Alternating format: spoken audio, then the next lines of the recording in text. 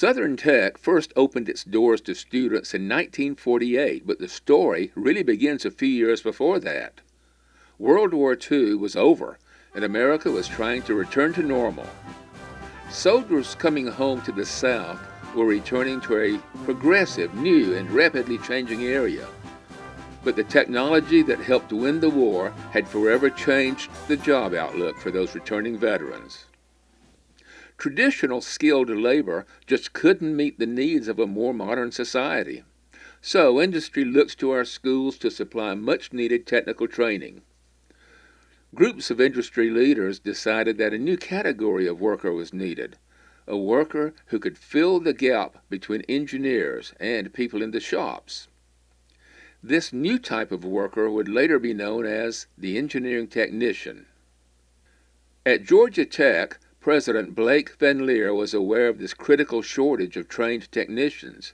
He felt that Georgia Tech could meet this need, but there were several problems at the time. The Board of Regents saw technical education as just vocational education and certainly not worthy of funding. But there was support for the funding and for the technical school.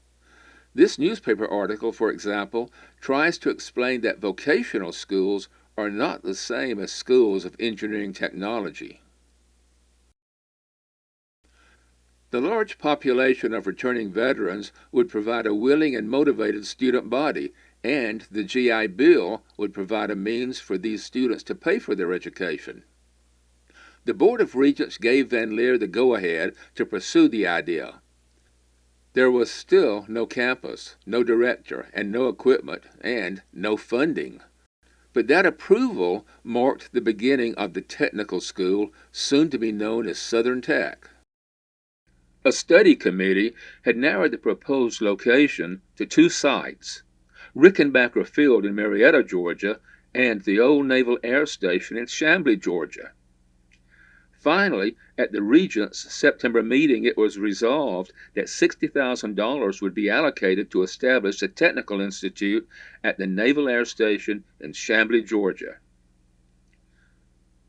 In the late 1940s, Atlanta was still in some ways a sleepy town, and Chamblee, Georgia was considered a distant suburb. Nonetheless, the Naval Air Station was the place that had been selected for the new technical school, and they had to make it work. With funding approved only through June of 1948, President Van Leer would move quickly to get the school going, and he considered several people as potential directors for the new school. And then he looked to his own faculty, to longtime professor Lawrence V. Johnson. Johnson had come to Georgia Tech in 1931 as a physics instructor, and at the time was serving as acting director of the School of Aeronautics. Now with Johnson in charge, the Technical Institute was finally beginning to take shape. Johnson put together a small staff and got to work. Because the concept of a 2-year technical program was something new, they had to start from scratch, and they had to do it all.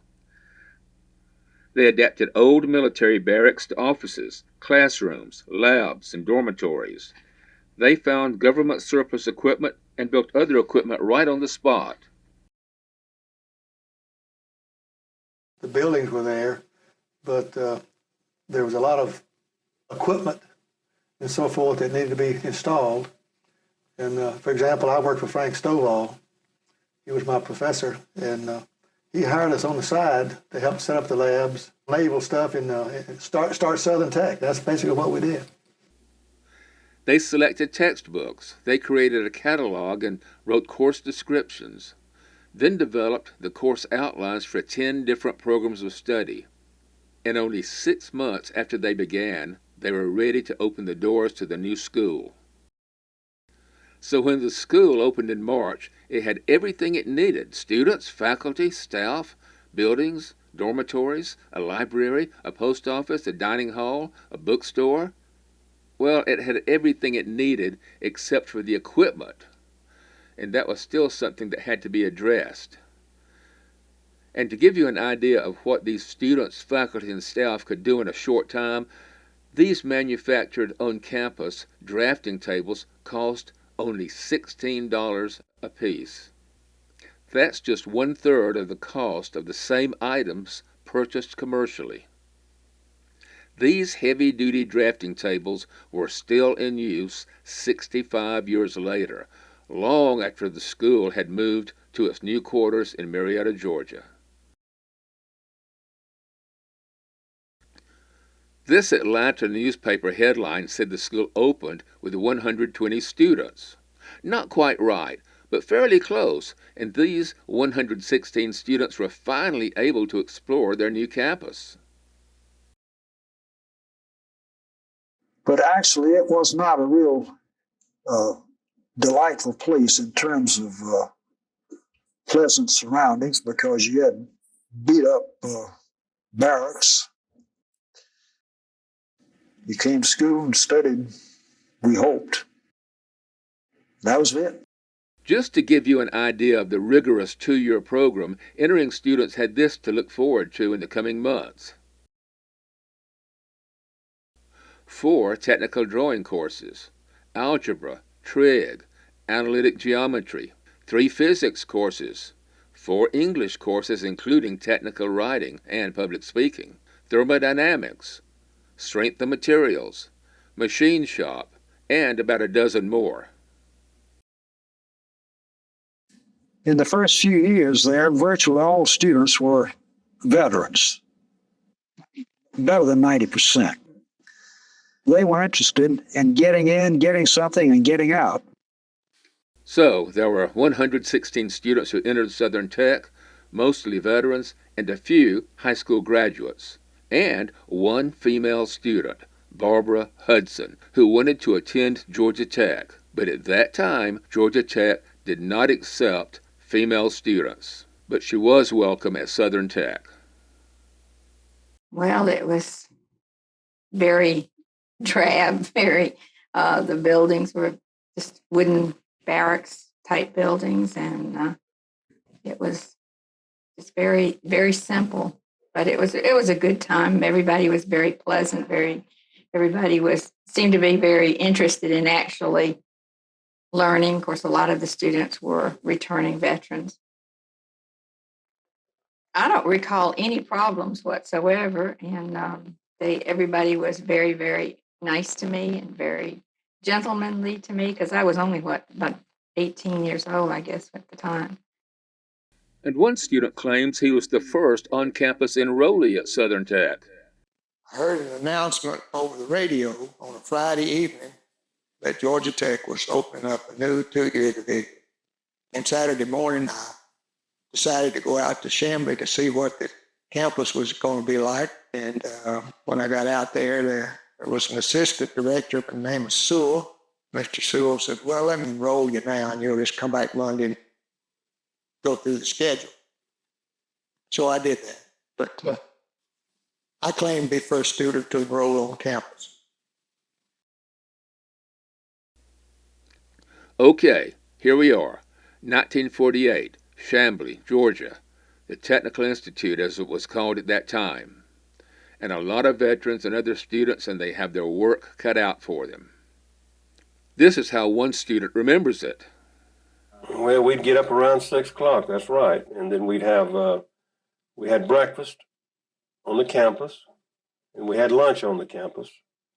And then we had to make other arrangements for dinner or the evening meal. Start school around 8:30, 8 to 8:30, somewhere along in there. Then we were out between around 4:30 or 5, somewhere along in there. It was a long day. We started about 9 o'clock in the morning and went till 4:30, 5 days a week. In other words, they had jammed this thing so full of courses. You had a lot of classes in a day, and all you did was go to school and study. And that's exactly what they did. Get up in the morning, get some breakfast, go to classes, go to labs, and study into the night. And then, the next day, they did it again.